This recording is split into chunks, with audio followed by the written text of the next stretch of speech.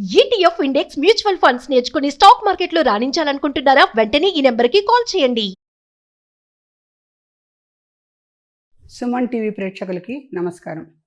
ఇవాళ మనం ఆశ్వీజ శుద్ధ చవితిలోకి వచ్చాం. చతుర్థి నాడు లలితా త్రిపుర సుందరి, రెండో రోజున మనం బాలా త్రిపుర సుందరిని చెప్పుకున్నాం. ఈవిడ లలితా త్రిపుర సుందరి. బాలకి లలితకి తేడా ఏంటంటే బాల సౌందర్యం వేరు, లలితా సౌందర్యం వేరు. లాలిత్యము, లాలన, లావణ్యము అన్నీ కలిపినటువంటి లలన లలిత. ఆ లలిత త్రిపుర సుందరి. పైగా అంటే త్రిపుర సంహారకుడు ఎవరు? శివుడు. అతనికే సుందరి కాదు, మొత్తము త్రిపుర అంటే మొత్తం ప్రపంచానికంతా కూడా అత్యద్భుతమైనటువంటి లావణ్యవతే లలిత. ఆ లలితా త్రిపుర సుందరిని ఇవాళ మనం చక్కగా లలితా సహస్రనామం చదవాలి. వాళ్ళు ఓపిక ఉన్న వాళ్ళు రోజు లలితా సహస్రనామం చదవాలి. కానీ ఏ దేవతనైతే మనం పూజిస్తున్నామో ఆ దేవత యొక్క అష్టోత్తరం తప్పనిసరిగా చదవాలి. ఓపిక ఉంటే సహస్రం కూడా చదువు. ఇప్పుడు గాయత్రీ దేవిని చెప్పుకుంటే గాయత్రి సహస్రము, అష్టోత్తరము రెండు చదవచ్చు. లలితా సహస్రం అంటే ఇవాళ లలితా త్రిపుర సుందరి కనుక లలితా సహస్రం తప్పకుండా చదవాలి. లలితా సహస్రంలో మహాత్రిపుర సుందరి, త్రిపురేసి, మహాత్రిపుర అనే నామాలు చాలా వస్తాయి మనకి. ఆ త్రిపుర సుందరి ఏంటంటే ముల్లోకాలకి కూడా అత్యద్భుతమైనటువంటి లావణ్యపూరితమైనటువంటి సౌందర్యవతి ఆవిడ. ఇప్పుడు ఈ లలితాదేవికి ఇష్టమైన నైవేద్యాలు ముందుగా చెప్పుకుందాం. లలితా సహస్రంలోనే ప్రతి నైవేద్యానికి ఒక నామం ఉంటుంది. దధ్యన్నాసక్త హృదయ, తింతిణి రసవోదిని. ఈ రెండు పదాలకి అర్థం ఏంటంటే దధి అంటే పెరుగు, పెరుగన్నం అమ్మవారికి ఇష్టం. తర్వాత తింతిణి అంటే చింతపండు రసం. మనం పులిహారని అనేక రకాలుగా చేస్తాం, కానీ ఇక్కడ చింతపండుతో చేసినటువంటి పులిహారే శ్రేష్టం. ఎందుకంటే చింత చెట్టుకు ఒక కథ ఉంది మన పురాణాల్లో. ఆ చెట్టుకు ఉండేటువంటి విశిష్టతతో ఆ చెట్టును పండే పండుతోనే మనం అమ్మవారికి పులిహార నైవేద్యం చేయాలి. ఇంకొకటి ఏమిటంటే ఈ లలితా త్రిపుర సుందరి లలితంగా ఉండటం వల్ల ఆవిడకి చక్కటి ఎర్రని కుంకుమతో, ఎర్రటి పూలతో చక్కగా ఆవిడని పూజించి, వీలుంటే ఎర్రని ఆభరణాలన్నీ ఆవిడకిచ్చి, పాటలీ కుసుమ ప్రియాయ నమః, మందార కుసుమ ప్రియాయ నమః అని కూడా లలితా శాస్త్రంలో వస్తుంది. ఎర్రని మందార పూలు, పాటలీ కుసుమాలు అంటే ఈ రోజుల్లో మనం చూడలేం, కానీ ఆ పాటలీ కుసుమాలు కొన్ని అరణ్యాల్లోనూ కొన్ని చోట్ల ఉన్నాయి ఇప్పటికీ. ఎర్రని పువ్వులు అనమాట. పాటలత్వం అంటే తెలుపు ఎరుపు కొంచెం కలిపినటువంటి రంగు. ఆ రంగులో ఉన్న పుష్పాలు అమ్మవారికి పెట్టాలి మనం. ఆ పుష్పాలు ఇచ్చి లలితా సహస్రనామం చక్కగా కుంకుమ పూజ చేసి వాళ్ళ అమ్మవారికి పెరుగన్నము, చింతపండుతో చేసినటువంటి పులిహార, తర్వాత క్షీరాన్నం తప్పకుండా రోజు చేయాలమ్మా. గుడ అన్నప్రీత మానస, బెల్లంతోనే చేయాలి.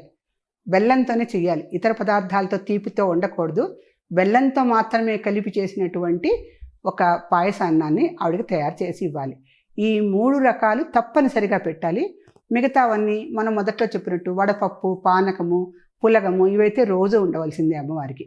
అందుకని మనకి వీలుని బట్టి ప్రధానంగా మనం చేసుకోవాల్సిన నైవేద్యాలన్నీ చేసుకొని అమ్మవారికి నివేదన చేసుకోవాలి. తర్వాత మనం అమ్మవారికి పూజ చేశాము, నైవేద్యం పెట్టాము, ఇంకా మన పని ఇక్కడితో అయిపోయింది ఈ రోజుకి అనుకోవటం అనేది అమ్మవారి విషయంలో చెల్లదు.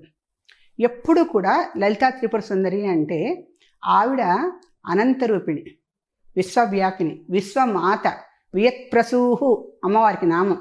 ఆ మొత్తం వియత్తునే ఆవిడ ప్రసవించినటువంటి మాత.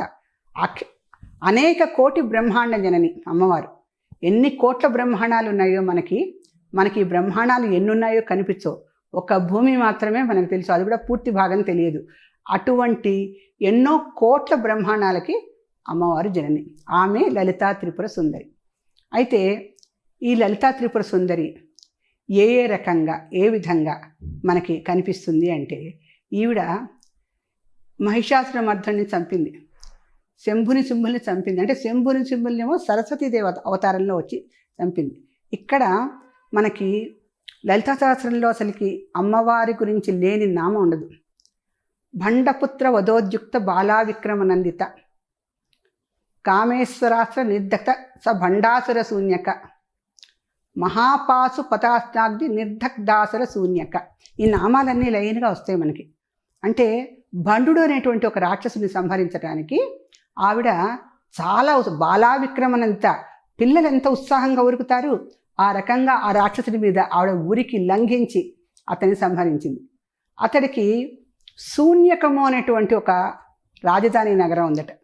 అంటే రాక్షసుడు కదా, వాడికి శూన్యం అంటే అర్థం తెలుసో తెలీదో వాడి రాజధానికి చక్కగా మంచి పేరు పెట్టుకోకుండా శూన్యకము అని పెట్టుకున్నట్ట. ఆవిడేం చేసింది, నిజంగా శూన్యం చేసింది ఆ రాజధానిని. ఈ రాక్షసుడిని చంపేసి మహాపాశుపతాస్త్రం ఆయన మీద ప్రయోగించి ఆ రాజధాని నగరాన్ని శూన్యం చేసేసిందట.